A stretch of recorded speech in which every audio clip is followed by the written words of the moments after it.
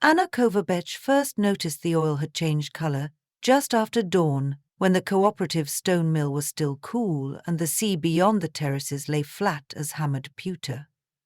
She carried the first glass carboy into the yard, expecting the usual green-gold glow. Instead, the surface rippled with iridescence, like abalone shell. She tilted the vessel toward the rising sun. A ribbon of violet shimmered, then vanished, replaced by ragged flashes of blue and coral. She was still staring when Marco, the millmaster, emerged from the press house, wiping his hands on a burlap rag. "If you want to admire your reflection, at least charge an entrance fee," he teased. "Come look." Anna's voice sounded wrong, even to her. "Something's off." Marco bent, his breath scented with early morning rakia. He squinted, then rubbed the outside of the glass with a thumb. "Never seen that in 40 years. Contamination?" Anna asked. "Could be the washing water, could be trick of light." He straightened, joints popping. "Skim it when it settles. If it tastes clean, we bottle." Anna had come home to the island of Murta after a decade in Zagreb laboratories, lured back by family obligations and the promise of turning her grandparents' first press cooperative into a boutique brand. She valued Marco's experience, but part of her role was to question every shortcut. She replayed yesterday's processing steps, trying to imagine how a surfactant or solvent or stray pesticide could have sneaked into the batch. Nothing fit. By mid-morning, a line of iridescent carboys crowded the loading dock like carnival glass. Workers whispered, shooting Anna worried looks.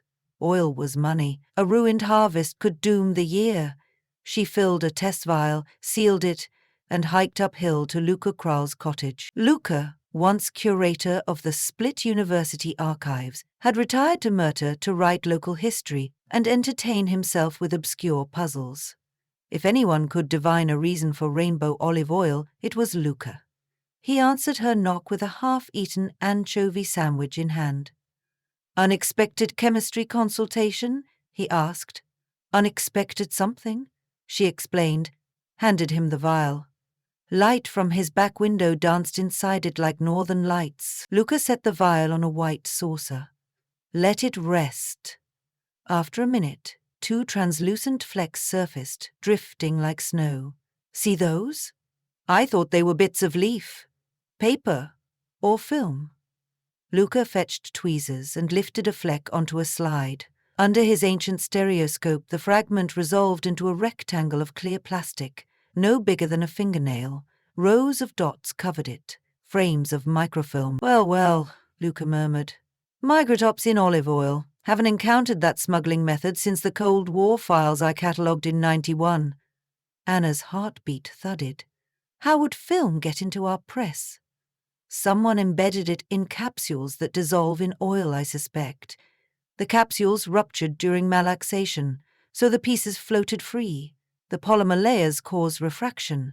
Your rainbow? The idea of sabotage bloomed. The Cooperative's tanks were sealed each night, but any seasonal worker could have slipped in pellets. Still, why hide microfoam in a remote island press house? "You said Cold War." Luca adjusted his glasses. "Microfoam was ideal for clandestine transport.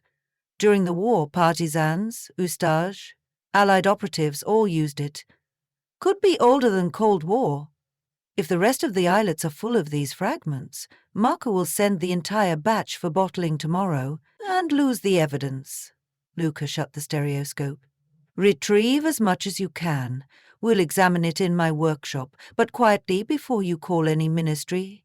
Documents have a way of disappearing when officers get involved." Anna hurried back.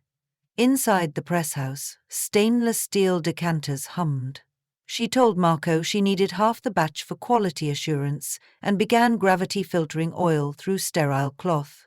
Sifting the residue, by dusk she'd collected a jam jar of gelatinous shards, each encasing curled microfoam slivers no wider than thread.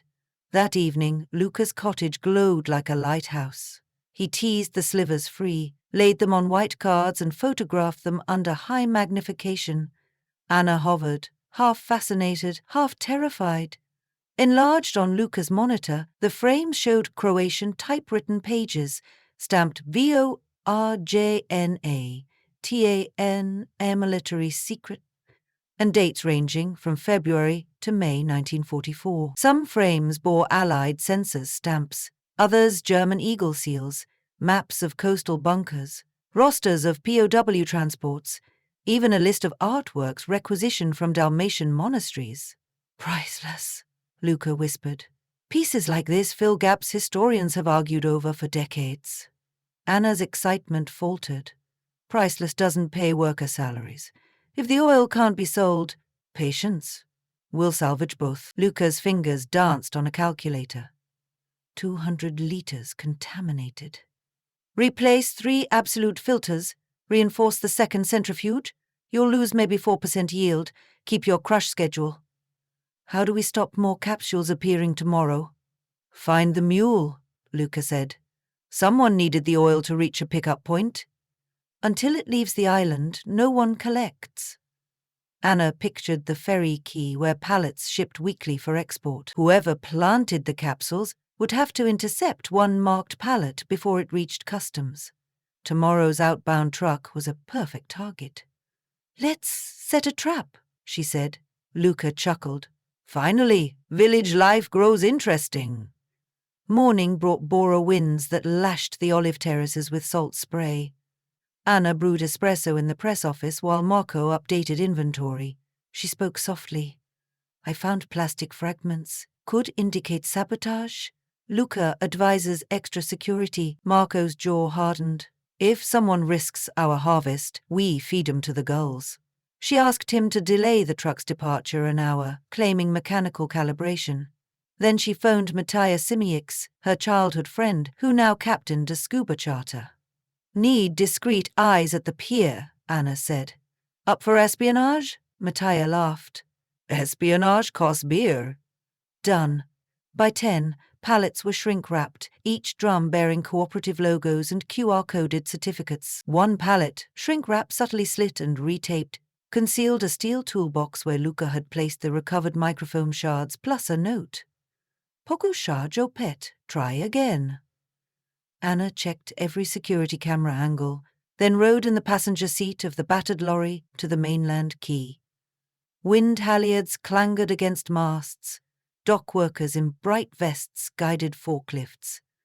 Anna loitered behind stacked crates pretending to text. At 11:37, a man in an olive-green parka, hood up, strode along the pier speaking into a phone. He paused at the pallet with the toolbox, ran a gloved thumb along the shrink-wrap's repair seam, and kept walking. 10 minutes later, he returned, pushing a dolly. Marija radioed from her skiff behind a moored ferry. Green Parker has a partner aft, skinny guy, blue cap. They're lining up. Anna texted Luca, hiding her phone behind a clipboard. Ready. When the men slashed the wrap, port security appeared. Luca had already tipped them. The taller man bolted, scattering gulls. The skinny accomplice froze, hands raised. Within minutes, police zipped cuffs. But the man in the parka was gone, shedding layers as he sprinted between stacked containers like a cuttlefish flashing camouflage. Anna glimpsed his face, briefly sun-scorched, early 40s, silver stubble. Police searched vessels but found no trace. The seized accomplice carried no ID, spoke no word except a clipped Italian non capisco. Officers loaded him into a van. The ferry horns bellowed and commerce resumed. Anna rode back to Myrta shaken. Someone clever, organized, desperate had targeted her cooperative. She feared retribution. Marco stationed cousins overnight by the press house, baseball bats in hand, while Luca painstakingly stitched the microfilm images into coherent pages. Anna convinced the board to halt exports for 48 hours, due to filter maintenance. She sent small sample bottles to regular clients, proving quality intact. That night, as she crossed the courtyard to her apartment above the old boathouse, she smelled cigarette smoke. A man leaned against the wall, face shadowed by the glow of his ember. Ms. Kovac, he greeted.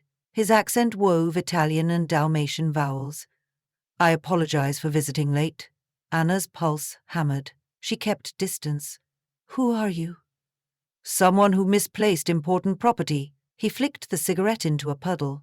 In the lamplight, she recognized the silver stubble. Those documents belong to my employer. You have them. He lifted a palm. I offer payment. 10,000 euros cash tonight. You deliver the canisters, we disappear.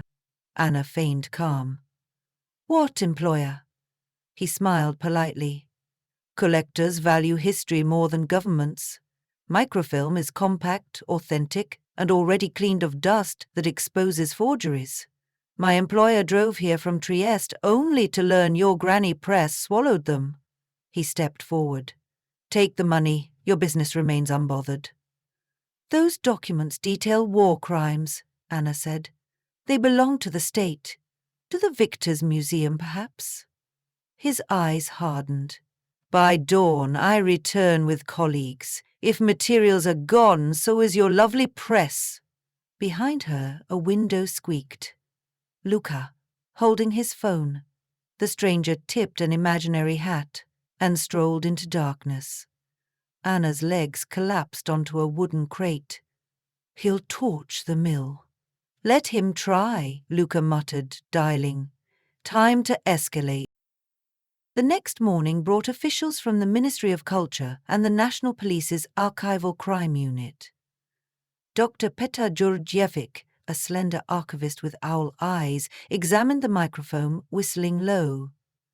You have the missing Skibenek ledger, he said, astonished, and operational maps from Operation Russelsprung. Historians looked for these since Sremska Mitrovica surrendered. He patted Anna's shoulder. You saved a treasure. I may also have invited arsonists, she confessed. The superintendent ordered 2 patrol cars to guard the cooperative. Officers photographed every doorway, checked IDs of harvest workers, and set up floodlights. Under official optics, Luca and Djurdjevic scanned more frames. They located a manifest of Byzantine icons evacuated from hillside monasteries in 1943, rumoured lost in U-boat sinkings. Coordinates at the bottom read 43.45 N1548 E-An. Inlet only 5 kilometres from Murta. The archivist's voice trembled. If the icons still lie here, the microfilm's courier may have hidden them for recovery after the war. Anna imagined painted panels sealed in crates beneath Adriatic silt, waiting 80 years while holiday yachts motored overhead. She tasted brine in her throat. So the collectors want proof to salvage, sell on black markets. That inlet could be next stop, Luca said. We should verify. Djurdjevic radioed headquarters, but bureaucracy crawled. Permits, divers, conservation tanks, all days away. Meanwhile, the thief might strike again. Anna called Matea.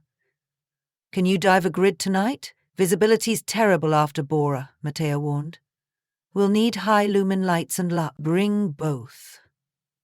They left after sunset aboard Matea's 8-meter rib. Luca came, clutching laminated maps. Anna wore neoprene overalls, though she intended to stay topside operating winch and camera cables. Waves slapped gunnels. A crescent moon sketched silver paths.